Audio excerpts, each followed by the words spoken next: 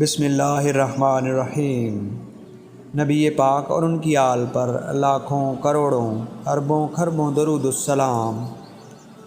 Historical world T V کے معزز ناظرین گرامی، السلام علیکم۔ امید کرتا ہوں آپ اللہ کے حکم سے خیریت و عافیت سے ہوں گے۔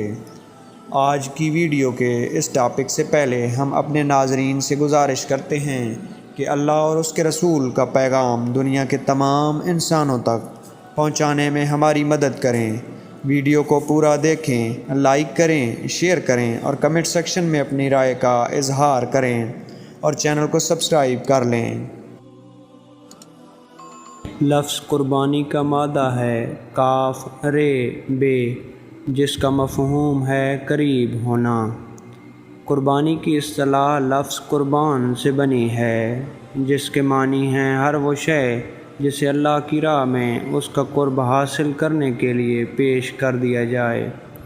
قرآن کریم میں آتا ہے، اور بعض دیہاتی ایسے ہیں کہ اللہ پر اور روز آخرت پر ایمان رکھتے ہیں، اور جو کچھ خرچ کرتے ہیں اس کو اللہ کی قربت اور رسول اللہ صلی اللہ علیہ وآلہ وسلم کی دعاؤں کا ذریعہ سمجھتے ہیں۔ لفظ قربان قرآن حکیم میں 3 بار آیا ہے۔ اور اے نبی، ان کو آدم کے بیٹے حابیل اور قابیل کے حالات حق کے ساتھ پڑھ کر سنائیے کہ جب ان دونوں نے کچھ قربانیاں پیش کیں تو ایک کی قربانی تو قبول ہو گئی، البتہ دوسرے کی قربانی قبول نہ ہوئی۔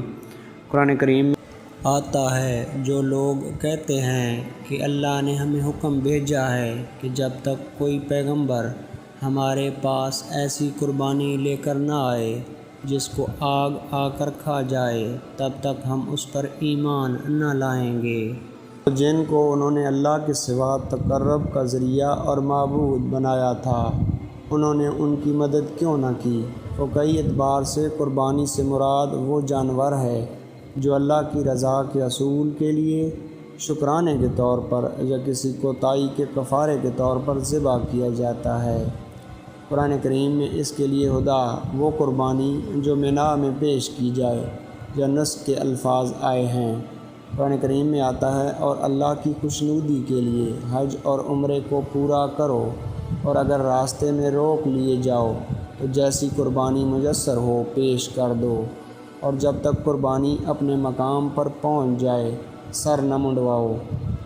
یہ وہی لوگ ہیں جنہوں نے کفر کیا اور تم کو مسجد حرام سے روک دیا، اور قربانیوں کو بھی کہ اپنی جگہ پہنچنے سے رکی رہیں۔ کہہ دو کہ میری نماز اور میری قربانی اور میرا جینا اور میرا مرنا سب اللہ کے لیے ہے، جو تمام جہانوں والا رب ہے۔